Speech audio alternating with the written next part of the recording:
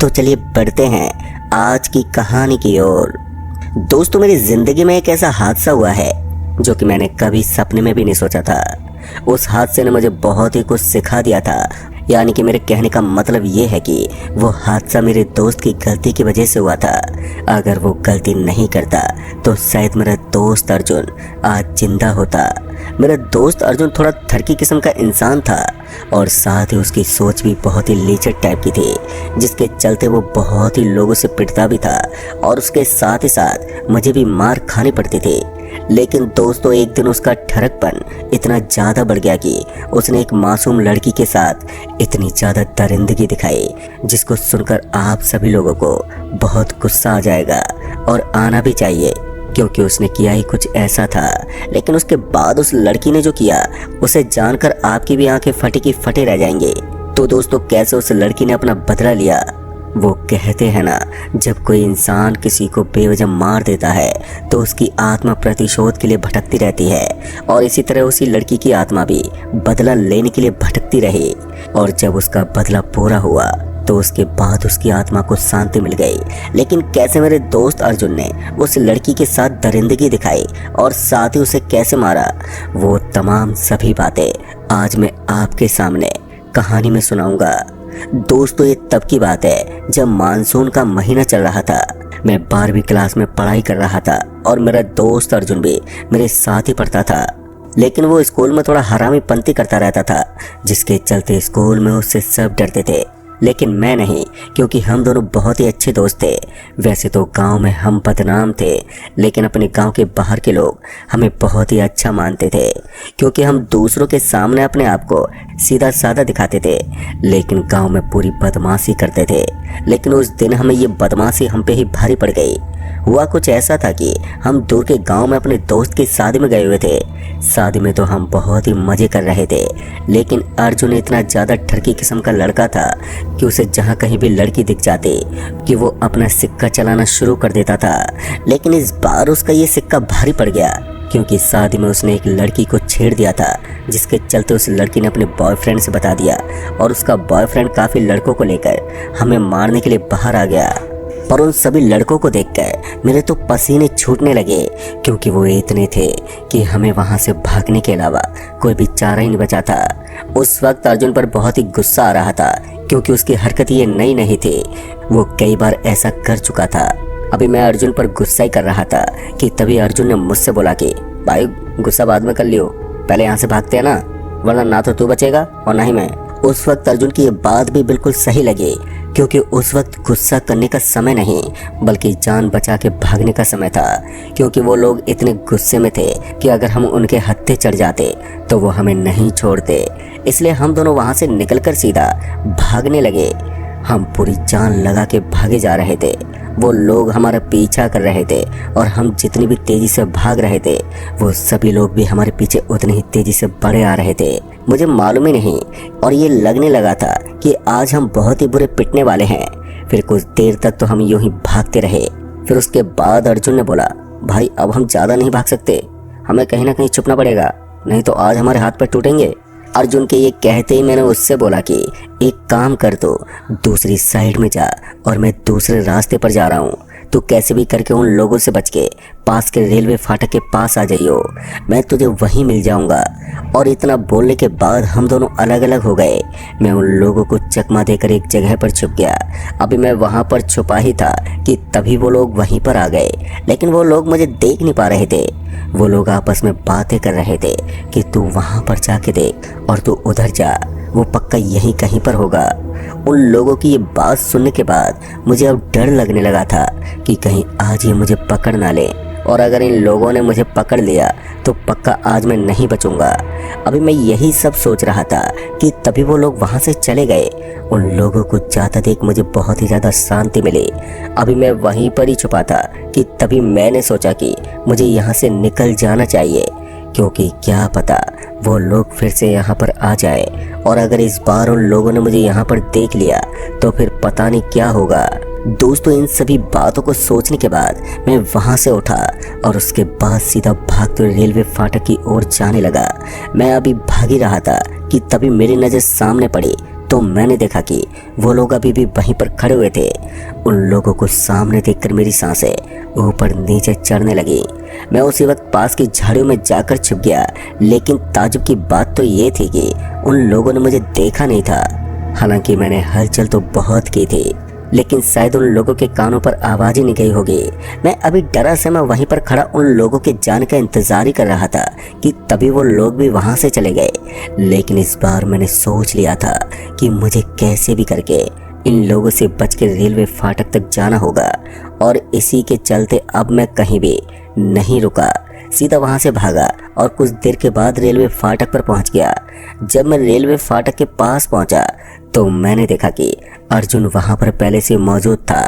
अर्जुन को वहां पर देखकर मैं बहुत ही ज्यादा खुश हुआ कि ये भी मेरी तरफ बच के आ गया, और जब मैं उसके पास गया तो वो भी मुझे देखकर बहुत खुश हुआ। लेकिन जब अर्जुन की नज़र सामने जा रही एक लड़की पर फिर से पड़ी तो वो उसे देखता ही रह गया। दरअसल वो लड़की थी इतनी खूबसूरत कि कोई भी उसे अगर एक बार देख लेता तो उसे देखता ही रहता।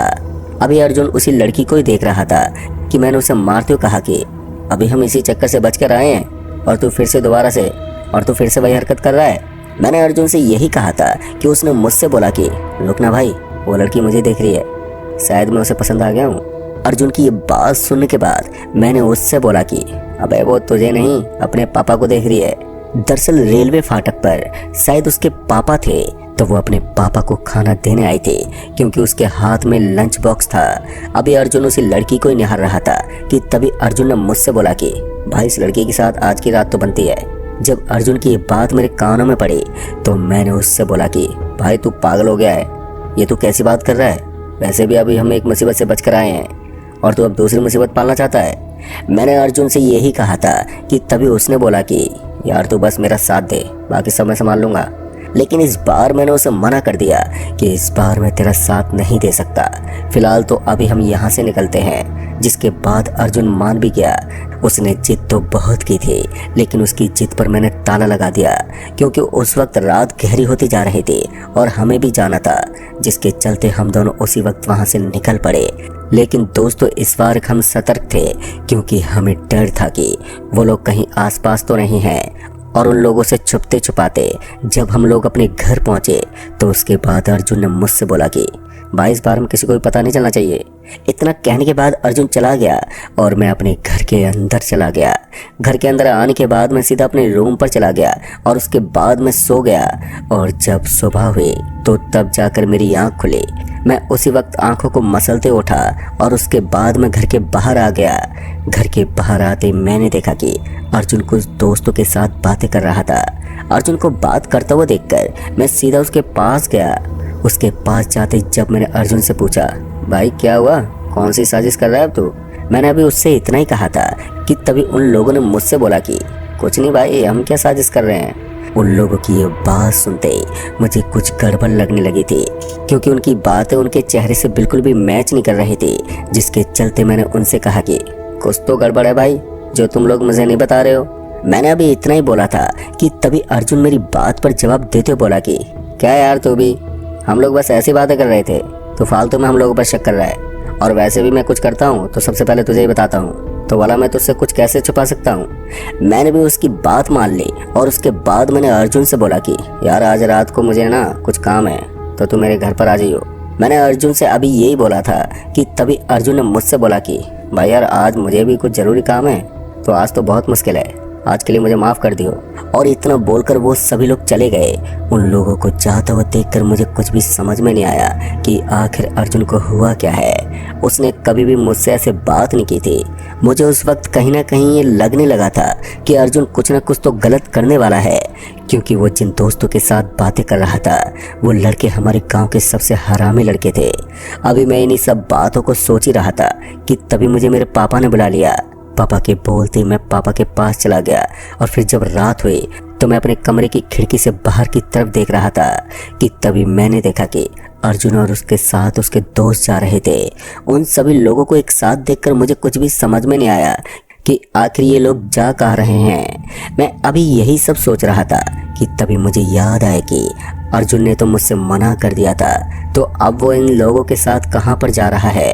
अभी मैं यही सब सोच रहा था कि तभी मेरे घर वालों ने मुझे आवाज़ लगाई। घर वालों की आवाज़ सुनने के बाद जब मैं उनके पास गया तो उन्होंने मुझे सोने के लिए बोला, जिसके बाद मैं सोने चला गया। लेकिन रात भर मेरे जहन में अर्जुन के ख्याल ही उमड़ते रहे और जब अगली सुबह हुई तो उसके बाद मैं जब अर्जुन से मिलने गया तो मुझे पता चला कि अर्जुन कहीं पर गया हुआ है। जब मैंने ये बात सुनी तो उसके बाद मैं बहुत चक्का रह गया, क्योंकि कल रात को मैंने उसे उन्हीं हरामी लड़कों के साथ देखा था और आज पता चल रहा है कि वो कहीं पर गया हुआ है। अब ये बात सुनते मैं वापस से अपने घर पर आ गया, लेकिन ऐसे 1 से 2 महीने हो गए, लेकिन ना तो अर्जुन आया और ना ही उसके वो हरामी दोस्त। मैंने काफ़ी बार अर्जुन से बात करने की भी कोशिश की, लेकिन मेरी उससे कोई भी बातचीत नहीं हो पाई। पर कुछ दिन के बाद अर्जुन गांव आ गया। अर्जुन जैसे ही गांव आया तो मैं उसके पास सीधा मिलने के लिए पहुंचा और जब मैं उससे मिला तो उसने मुझे बताया कि यार मैं इम्पोर्टेंट काम के लिए गया हुआ था, इसलिए मैं तुझे बता नहीं पाया। और ये सब बातें करने के बाद मैं और अर्जुन घूमने के लिए बाहर चले गए। मैंने अर्जुन से पूछा कि यार उस रात जब मैंने तुझे अपने घर पर बुलाया था तो तूने कहा था कि तुझे बहुत ही इम्पोर्टेंट काम है, लेकिन तू तो उस रात उन हरामी लड़कों के साथ जा रहा था। मैंने अभी अर्जुन से इतना ही बोला था कि तभी उसके चेहरे का रंग एकदम से उड़ गया और उसके बाद उसने घबराते हुए कहा कि भाई ये सामने देख, इतने सारे लोग इकट्ठे क्यों रखे हैं, चल जल्दी से चल के देखते हैं। अर्जुन ने यही बोला था कि तभी मैंने सामने की तरफ देखा तो मैंने पाया कि सामने काफ़ी लोगों की भीड़ खड़ी हुई थी। जैसे मैंने उस भीड़ को देखा तो मैं और अर्जुन वहाँ पर जाने लगे। जब हम दोनों उन लोगों के पास पहुँचे तो हमने जो देखा उसे देखकर मेरी आंखें फटी की फटी रह गई। दरअसल हमने देखा कि अर्जुन का दोस्त मुकेश बहुत बुरी हालत में मरा हुआ पड़ा था। उसकी हालत देखकर हम दोनों का शरीर ठंडा पड़ गया। दरअसल उसका पूरा शरीर नीला पड़ गया था और उसके साथ उसके चेहरे पर नाखून के निशान भी बने हुए थे। अभी मैं उसी को ही देख रहा था कि तभी मेरी नज़र अर्जुन के चेहरे पर पड़ी तो मैंने देखा कि अर्जुन के चेहरे पर पसीना आ गया था। जब मैंने अर्जुन से उसकी वजह पूछी तो उसने मुझे कुछ नहीं बताया और उसके बाद वो वहाँ से जाने के लिए बोलने लगा। इस बार मैं पक्का समझ गया था कि अर्जुन ने कोई ना कोई तो कांड किया है, क्योंकि मैंने आज तक उसको ऐसी हरकतें करते हुए नहीं देखा था। उसके बाद तो मैं अर्जुन के साथ वहाँ से चला आया, क्योंकि वहाँ पर रुकना भी ठीक नहीं था। जब मैं अपने घर आया तो मैंने सोचा कि पता लगाना होगा कि आखिर इसने ऐसा क्या किया है जिससे मुझसे नजरें चुरा रहा है। दोस्तों उस रात तो मैं सो गया, लेकिन अगली सुबह मुझे पता चला कि अर्जुन के एक और दोस्त की मौत हो गई है। जब मुझे ये पता चला तो मैं सीधा अर्जुन के पास पहुंचा और मैंने उससे बोला कि भाई ये सब क्या हो रहा है। उस दिन मिथुन की मौत हो गई थी और आज राजू की, आखिर इन लोगों की मौत कैसे हुई है। मैंने अर्जुन से यही बोला था कि तभी उसने बोला कि भाई मुझे खुद नहीं पता चल रहा है कि ये सब हो क्या रहा है। उस वक्त अर्जुन भी चिंता में लग रहा था, जिसके चलते मैंने उससे ज़्यादा कुछ नहीं पूछा। उसके दोनों हरामी दोस्तों की मौत हो चुकी थी, लेकिन उनकी मौत का कारण अभी तक पता ही नहीं लग पाया। खैर उस वक्त तो हम दोनों ने उस बात को अनदेखा कर दिया, क्योंकि जब उसका पता ही नहीं चल पा रहा था तो हम लोग उसमें क्या कर सकते थे। मैंने अर्जुन से बोला कि भाई आज रात हमें पास के गांव में जाना है, वहाँ से हम दोनों के लिए न्योता आया है, वहाँ पर किसी की तेरवी है तो वहीं पर चलना है हमें। जिस पर उसने बोला कि हाँ भाई मालूम है, मैं रात को तुझे फ़ोन करता हूँ, तो बाइक लेकर मेरे घर पे आ जाइयो।